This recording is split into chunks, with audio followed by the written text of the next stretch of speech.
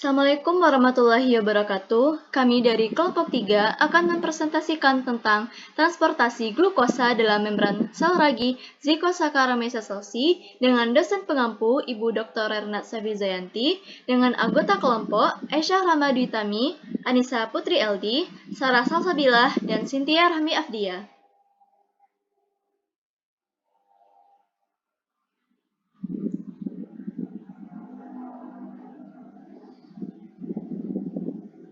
Adapun pokok pembahasan pada kali ini, yang pertama, struktur membran sel ragi, yang kedua, mekanisme transport glukosa dalam membran sel Zika-Saccharomyces cerevisiae, dan yang ketiga ada interesting information, dan yang keempat ada referensi.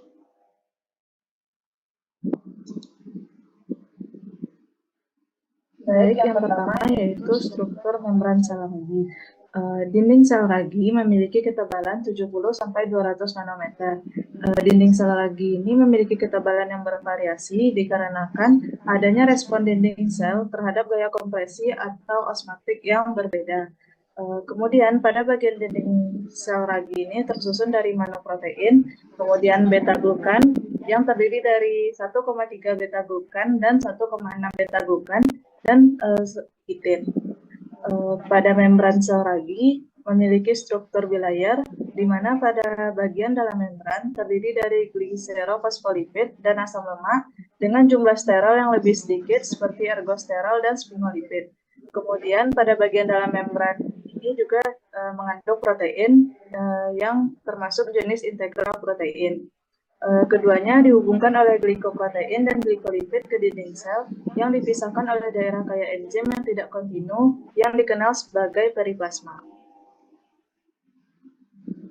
Lalu ada bagian luar membran, yang paling banyak ditemukan itu fosfatidikolit, fosforpatidilethanolamine, asam fosfatida, dan sphingolipid. Dan juga ada fosfatidilserin dan fosfatidilinositol.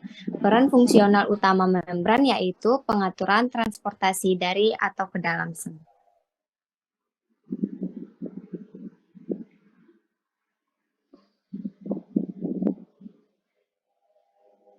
Baik, selanjutnya yaitu mekanisme transport glukosa dari ragi Zika-Saccharomyces cerevisiae. Nah, ragi Zika-Saccharomyces cerevisiae ini termasuk ke dalam ragi fruktofilik, di mana lebih dominan mengangkut fruktosa dibandingkan glukosa. Pengangkutan fruktosa yang lebih diprioritaskan ini disebabkan karena yang pertama, sistem pengangkutan fruktosa mempunyai kapasitas yang tinggi. Kemudian, fruktosa dan glukosa bersaing untuk sistem transport heksosa. Yang terakhir, konsentrasi fruktosa yang tinggi menonaktifkan fasilitator dari glukosa. Dalam sistem pengangkutan fruktosa, memediasi pengambilan heksosa melalui mekanisme difusi yang difasilitasi, di mana perpindahan molekul atau zat yang searah dengan gradien konsentrasi dibantu oleh protein membran. Dari ragi Zika-Saccharomyces cerevisiae ini mempunyai keadaan osmotik yang stabil, di mana perpindahan pelarut membran semipermeabel dari konsentrasi tinggi ke konsentrasi rendah. Nah, dalam reaksinya, ketika glukosa yang sudah berdifusi akan mengalami reaksi ke dalam melibatkan enzim ATP dan ADP, akan menghasilkan fruktosa 1,6 bifosfat. Nah, kemudian fruktosa 1,6 bifosfat ini akan mengalami fosforilasi, yaitu reaksi di mana penambahan gugus fosfat. Dalam reaksinya terbagi atas dua jalur utama, yaitu gliseraldehid 3-fosfat dan gliserol 3-fosfat. Jalur yang pertama, yaitu gliseraldehid 3-fosfat, akan mengalami dehidrogenase yang menghasilkan 1,3 bifosfoglycerat. Kemudian, dengan bantuan ADP dan ATP akan menghasilkan pirufat. Nah, pirufat ini di dikarboksilase akan menghasilkan asetaldehid. Nah, asetaldehid ini dengan bantuan NADH dan NAD menghasilkan etanol. ini juga mengalami dehidrogenase akan menghasilkan asetat. Kemudian dalam jalur yang kedua yaitu gliserol 3-fosfat dengan adanya NAD dan NADH menghasilkan gliserol 3-fosfat. Kemudian dengan bantuan ADP dan ATP akan menghasilkan gliserol.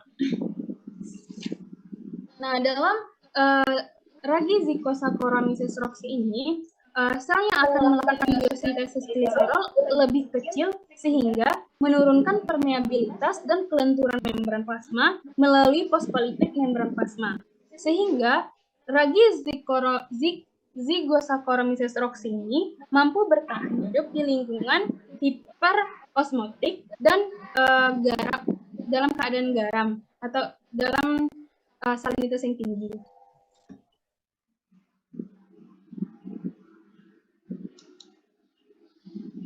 Nah, menariknya ternyata ragi ini sangat berperan besar dalam industri makanan dan industri kesehatan. Nah, adapun aplikasi utama dari ragi ini, dia mampu meningkatkan cita rasa kecap selama produksinya, karena ragi ini mampu meningkatkan konsentrasi senyawa volatil aromatik tertentu. Produk makanan yang kita kenal seperti saus salad, saus tomat sirkula, manisan buah-buahan, selai dan manisan, kecap dan wine ternyata sangat berperan penting ragi ini dalam prosesnya, di mana dia dijadikan sebagai mikroorganisme pembusuk dalam fermentasi makanan dan minuman. Kemudian dalam industri kesehatan sebagai probiotik, di mana dalam metabolitnya yang difermentasi dengan sebagai probiotik, serta agen antioksidan dan antimikroba dalam makanan dan kosmetik.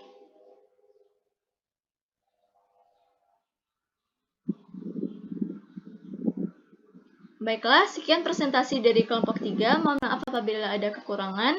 Terima kasih atas perhatiannya. Assalamualaikum warahmatullahi wabarakatuh.